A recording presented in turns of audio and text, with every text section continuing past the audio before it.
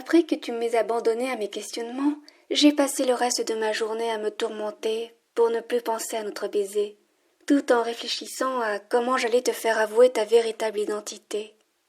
Ce livre que tu as ouvert, peut-être était-ce un coup de chance, ou peut-être que la protection du livre était défectueuse, ou peut-être que... Oh, ça me rend folle. Je suis fatiguée de penser à toi. Ce matin, les premières années vont passer des tests dans le bâtiment dédié à la magie technologique. Tu vas connaître tes affinités avec les éléments, à moins que, là aussi tu m'as menti, et que tu les connaisses déjà. Je vais scruter toutes tes réactions, tu ne vas pas t'en sortir comme ça. Je ne supporte pas qu'on me cache des informations. Mon niveau est tout au-dessus du tien. Je suis censée te prendre en charge. Je ne te laisserai pas me dépasser ou même te moquer de moi si jamais tu as volontairement été médiocre aux examens d'entrée. Et si c'était le cas, pourquoi rabaisser ton niveau si tu as les compétences nécessaires pour faire partie de l'élite? Tes parents sont des moldus, ils seraient fiers de te voir t'élever dans le rang des magiciens. À moins que ce ne soient pas tes vrais parents. Une couverture? Peut-être même que tu n'es pas un adolescent, mais un adulte dissident qui emploie une illusion pour t'infiltrer dans l'académie. Mais pour quelle raison alors? Ah, non, je recommence avec mes peut-être. Je t'interdis de monopoliser toutes mes pensées. Calme-toi, chion. Concentre-toi sur les tests de ce matin. Il y a aussi les cours qui vont suivre. Reste digne, c'est toi la meilleure. Tu ne vas pas laisser ce garçon envahir ton espace. Je guide mes doigts vers mes lèvres, repensant encore une fois à ce fichu baiser, puis je me souviens de comment tu avais quitté ma chambre avec désinvolture, en gardant tes secrets. Tu crois vraiment que ton attitude de bad boy et ton côté mystérieux vont me faire craquer pour toi? Absolument pas. Je suis ici pour montrer ma suprématie, apprendre et devenir une magicienne renommée, être respectée par la société entière, sans oublier ça. Je dirige ma main par-dessus mon épaule gauche pour toucher le haut de mon omoplate. Je soupire. Réajuste ma tenue, regarde une dernière fois dans le miroir pour inspecter ma coiffure, et me demande si je suis mignonne, si tu me trouveras mignonne. Quoi? Comment ça, s'il me trouvera mignonne? N'importe quoi, je deviens folle. Je fronce les sourcils, serre les poings et sors de ma chambre pour me rendre au bâtiment des magies technologiques. Sur le chemin, je salue des connaissances, serre des mains, tout se passe comme convenu. Il n'y a que toi qui reste le facteur inconnu de tout ce que j'ai planifié dans ma première année d'étudiante à l'académie. J'entre dans la salle où plusieurs machines sont activées. On nous explique dans les grandes lignes la procédure ainsi que l'importance de connaître ses affinités avec les éléments. Nous serons classifiés selon les résultats. Les professeurs présents nous rappellent qu'il n'y a pas d'élément supérieur à d'autres. Nous recevons un badge avec le symbole de l'élément pour reconnaître les éventuels partenaires et les enseignants attitrés. En effet, en début d'année, nous formerons des groupes afin de maîtriser nos éléments affiliés, avant de tous nous mélanger pour étudier les assemblages et sous-catégories. Par exemple, la magie du givre est une sous-catégorie de la magie de l'eau. Il y a 5 machines de disponibles, des rangées d'élèves à la queue leu-leu se suivent. On peut sentir une certaine tension et des bavardages inutiles, où plusieurs pensent connaître leur élément, ou même s'impatientent de le découvrir. Je te cherche dans l'une de ces rangées. Oh non, j'espère qu'il n'est pas en retard en ce deuxième jour, il va me faire honte. Je vais passer pour un niveau 1 incapable de guider sa pupille. Je m'imaginais déjà en route vers ton dortoir pour te réveiller le matin et m'assurer que tu sois à l'heure quand je sens une main me tapoter l'épaule. Tu es derrière moi. Je n'ai pas besoin de me retourner pour reconnaître ta présence, ton odeur. Mon cœur accélère la cadence. Je sens même un début de rougissement sur mes joues. Je fais de mon mieux pour rien laisser paraître, mais te savoir juste là, si proche de moi, ça me rend... Je sais pas, je suis bizarre. Tu as de la chance. J'ai cru que je devrais venir te chercher par la peau des fesses directement dans ta chambre. Essaye de ne pas faire de grabuge aujourd'hui et de te comporter correctement.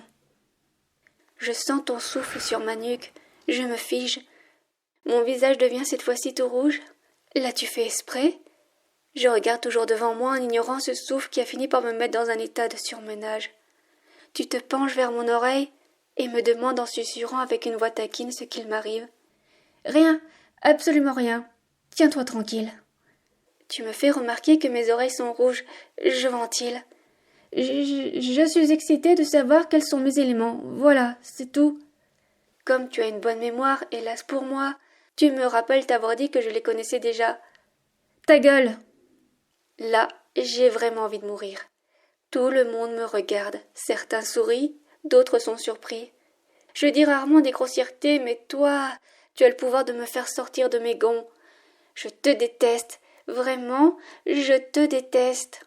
Et tes petits gloussements n'arrangent rien. Je te promets que je te ferai payer cet affront. Je me recentre pour retrouver mon calme avant de m'asseoir dans la machine. Je ne veux pas qu'on me demande pourquoi je suis rouge ou d'autres questions dérangeantes. C'est enfin mon tour. Je n'attends rien de particulier. La machine confirme ce que je savais déjà. Je possède une affinité avec le feu et l'électricité. On me remet les badges appropriés. Bien qu'on nous a fait la morale sur le fait qu'il n'y a pas d'élément supérieur, le feu et l'électricité sont des magies puissantes et offensives. Je suis assez fière de moi pour dire la vérité. Je me mets sur le côté, je te regarde avec arrogance. Je suis persuadée que tu dois avoir une magie défensive, ou inutile comme la géomancie ou l'hydromancie. Avec de la chance, nous n'avons aucun élément commun, et je n'aurai pas te supporter pendant les cours de perfectionnement des éléments. Tu t'installes, tu es calme, sûr de toi. Tu me fais un clin d'œil. Je détourne le regard. Je te déteste. Le scannage de la machine fait un son inhabituel sur toi. Un magicien spécialiste en magie technologique semble même intrigué. Cela dit, la machine donne quand même le résultat. Tu as de fortes affinités avec la chiromancie et la pyromancie? Je suis déconfite. Tu as les mêmes éléments que les miens. C'est déjà inhabituel d'avoir 2 éléments, et encore plus pour un enfant de Moldu, un niveau 3 qui plus est. Tu reçois tes badges et viens te placer à mes côtés en plaçant un. Je savais qu'on ferait des étincelles tous les deux. Je n'arrive pas à te répondre tellement je suis choquée. Tous les élèves sont passés, les groupes ont été formés et nous nous rendons vers notre classe respective pour notre premier cours de perfection en magie du feu. Les élèves n'ayant pas cette affinité vont dans d'autres classes. Nous nous retrouverons plus tard pour les cours théoriques et autres magies comme le psychisme, les invocations, les altérations, etc. Tu marches à côté de moi. Je suis agacée et je m'arrête pour te parler. Écoute, ce n'est pas parce que je suis ton référent que tu dois me coller me suivre comme un toutou. Tu me fais à nouveau ton sourire que j'adore, non, que je déteste. Puis tu enroules ton bras autour de ma taille. Quand je sens ta main sur ma taille, je me sens fine? Non, c'est plutôt... Je me sens fragile, et je crois que j'aime ça, sentir ton bras m'envelopper. Je n'ai qu'une envie, c'est que tu le laisses là pour toujours. Mais bon sang, qu'est-ce qui m'arrive? Je dois trouver la force de te repousser. Je dois... Tu me demandes fièrement si je suis contente d'avoir les mêmes éléments que toi. J'arrive enfin à te repousser, et te réponds. Rectificatif, c'est toi qui as les mêmes éléments que moi. À ces mots, nous entrons dans la classe. Le professeur nous rappelle que les niveaux 1 doivent rester avec le niveau 3 désigné. Et s'ils sont séparés, les niveaux 3 doivent faire équipe simplement avec un niveau supérieur. Je reste positive. Ça sera pour moi l'occasion de te montrer ma supériorité. Pour le moment, je ne cherche plus à savoir qui tu es, mais juste à t'écraser. Nous nous mettons à la même table, l'un en face de l'autre. Le professeur distribue d'étranges tablettes avec un symbole imperceptible. C'est très bizarre. Je ne perçois que le cercle qui représente sa limite, mais je n'arrive pas à voir les lignes qui composent l'intérieur. Je me frotte les yeux. Je vois d'autres élèves faire pareil, sauf toi bien sûr qui me regarde fixement en souriant. Le professeur glousse un peu et nous explique pourquoi nous ne voyons pas le symbole. Tout simplement parce que notre seau du feu n'est pas ouvert. Je me souviens alors de cette expérience nocturne que j'ai eue et qui m'a fait comprendre mon lien avec le feu. J'étais réveillée, enfin, je le pense. J'ai senti qu'on forçait mon chakra coronal. Ce n'était pas la première fois que j'en faisais l'expérience. Je n'avais pas le contrôle de mon corps. Ce n'est pas la même sensation que la paralysie du sommeil, car il y a une intervention extérieure, et je ne ressens pas le besoin de me réveiller car je me sentais consciente. J'ai vu alors, dans une forme de vision, une liste de sceaux sur des pages ou apparentés, je ne m'en souviens déjà plus. Mais l'un des sceaux s'est détaché. Je savais que c'était le sceau du feu. Je voyais un cercle se former dans des couleurs orange et violette. Je savais encore une fois que si le dessin, le symbole, finissait d'être surligné par les lumières colorées, il s'ouvrirait. J'ai eu peur. J'avais l'impression qu'une force voulait me le voler. Je ne comprenais pas, et j'ai mis toute ma volonté pour que le sceau ne s'ouvre pas, puis je me suis réveillée. Rien que d'y penser, je sens à nouveau cette pression dans le haut de mon dos, cette vibration particulière qui me fait fermer les yeux un instant. Le professeur poursuit ses explications et nous dit qu'il existe des cas particuliers où le jeune magicien encore non instruit peut ouvrir son sceau en nous indiquant que ces personnes détiennent ce qu'on appelle la protection et la malédiction du phénix, un grand pouvoir avec de grandes responsabilités. Je me sens alors frustrée car j'ai eu cette possibilité et je l'ai ratée. J'aurais dû laisser cette force ouvrir ce sceau et peut-être que maintenant je serai l'un de ces êtres particuliers. J'ai l'impression d'avoir raté ma chance. Mais bon, cette fois-ci c'est moi qui contrôle son ouverture. Impatiente, je demande à l'enseignement comment faire pour voir les lignes à l'intérieur du cercle. Il me regarde interloqué. Il est surpris de savoir que je vois le cercle.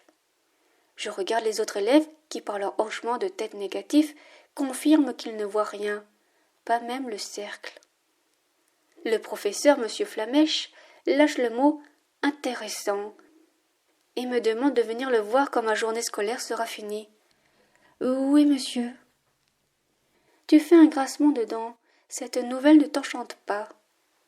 Après quelques bavassements et l'ordre de faire le silence, le professeur nous demande de nous concentrer et de regarder le symbole sans le regarder.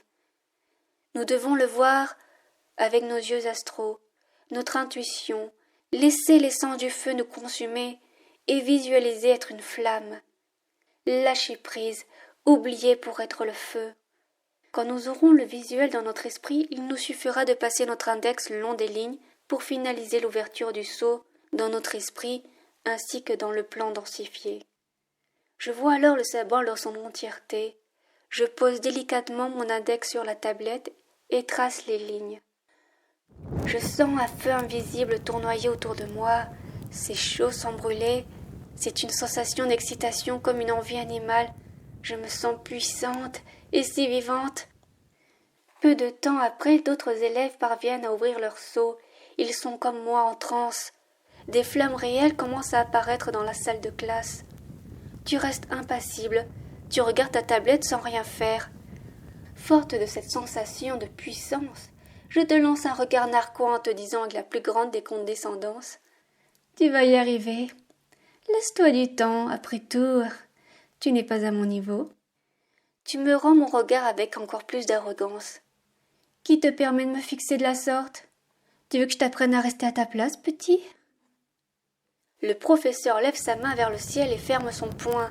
Les flammes disparaissent. Il demande aux élèves ayant ouvert le seau de sortir dans la cour pour se calmer afin de laisser ceux qui n'ont pas encore réussi en paix. Je me lève et t'adresse un sourire forcé. Toi, tu es juste un perdant, ça ne m'étonne pas que tu galères à ouvrir ce seau de feu. Tu frimes, mais en fait tu ne vaux rien. Tu devrais rester avec les tiens, les moldus. Tu n'as aucune valeur, ni pour moi, ni pour la communauté des magiciens. Je vais rejoindre les gagnants à l'extérieur. Bonne chance, petit. Une fois dans la cour, on se félicite entre nous, n'hésitant pas à employer des mots durs pour les incapables qui sont restés en classe. Un professeur que je n'avais encore jamais vu arrive en courant et tape dans ses mains pour attirer notre attention. Bonjour à tous, je suis la professeure Madame Rivière. Je sais qu'en ce moment même vous vous sentez puissant, supérieur. Sachez que c'est normal, je suis là pour vous calmer. Un élève s'approche d'elle et lui répond d'une voix suave qu'il aimerait bien qu'elle le calme. Et vous êtes aussi très excité. Bien, je vais vous demander de garder un semblant de dignité et de vous mettre en ligne. Je vais vous asperger, réciter une incantation et vos symptômes vont disparaître. Je vous demande de coopérer. Nous obéissons en rouspétant. Madame Rivière passe devant nous et fait sortir de je ne sais où de l'eau du bout de ses doigts. C'est une hydromancière. Elle récupère l'humidité présente dans l'air pour la concentrer en gouttes d'eau. Je ne sais pas trop ce qu'elle essaye de faire, mais au moins ça nous fait rire. Elle est vraiment ridicule. Après nous avoir fait profiter de son eau pour rafraîchir nos visages, la prof se recule et commence son incantation. Uscartaestai, aqua bisus, invocat ustra. Un seau ésotérique lumineux apparaît sous ses pieds et remonte lentement vers sa tête. Rien d'impressionnant, c'est juste un portail d'eau. Elle place ses mains de façon étrange et des sceaux ésotériques lumineux s'affichent autour de ses poignets. Là, elle m'intéresse. Elle couple l'hydromancie et la luxomancie pour faire un sort d'abjuration. C'est fascinant. Mais je ferai mieux plus tard. Oui, tellement mieux. Quand la lumière m'atteint, je sens qu'elle se fond dans les gouttes d'eau restées sur mon visage et pénètre dans ma peau. J'ai une sorte de vertige, puis je me sens apaisée. Les autres élèves sont confus, mais ils restent silencieux. Nous comprenons tout juste que nous avons tous pété un câble.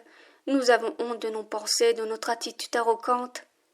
Il est vrai que j'ai une haute estime de moi-même, naturellement, mais là, c'était autre chose, d'assez malsain, je dois dire.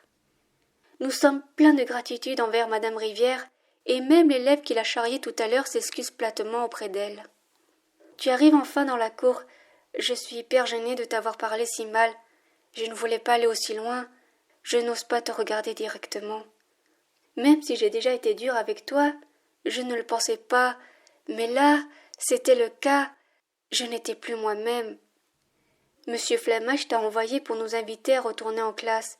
Apparemment, les autres élèves sont parvenus à ouvrir leurs seaux. Ils ne sont pas atteints aussi sévèrement par les mêmes symptômes. Quand les autres élèves sont déjà en chemin, tu t'approches de moi et me demandes si je vais bien. Toujours sans te regarder, et en triturant le sol avec la pointe de ma chaussure, je te réponds d'une petite voix. Je suis désolée. Je me suis mal comportée. Je ne pensais pas ce que je disais. Pardon. Tu me réponds d'une voix compatissante que ce n'était pas de ma faute et que je peux me faire pardonner. Oui, je ferai de mon mieux pour me faire pardonner. Que puis-je faire? Tu m'attrapes par le bras et m'entraînes dans un coin à l'abri des regards. Tu remets tes mains sur ma taille et à nouveau je frissonne des pieds à la tête. Tu penches ta tête vers mon visage en prononçant mon nom. Je comprends rapidement ce que tu attends de moi. Ce n'est pas cher payé et j'en ai aussi envie. Je ferme les yeux, savoure tes lèvres sur les miennes.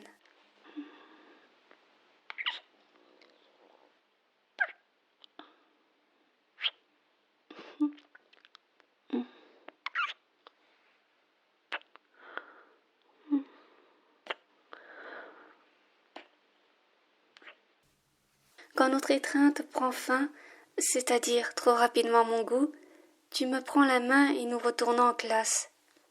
Encore une fois, tu m'as surprise par ton attitude. Tu aurais pu me détester, mais au contraire, tu as choisi de ne pas laisser mes phrases t'atteindre. Je crois que... Je ne peux pas le nier maintenant, mais tu me plais.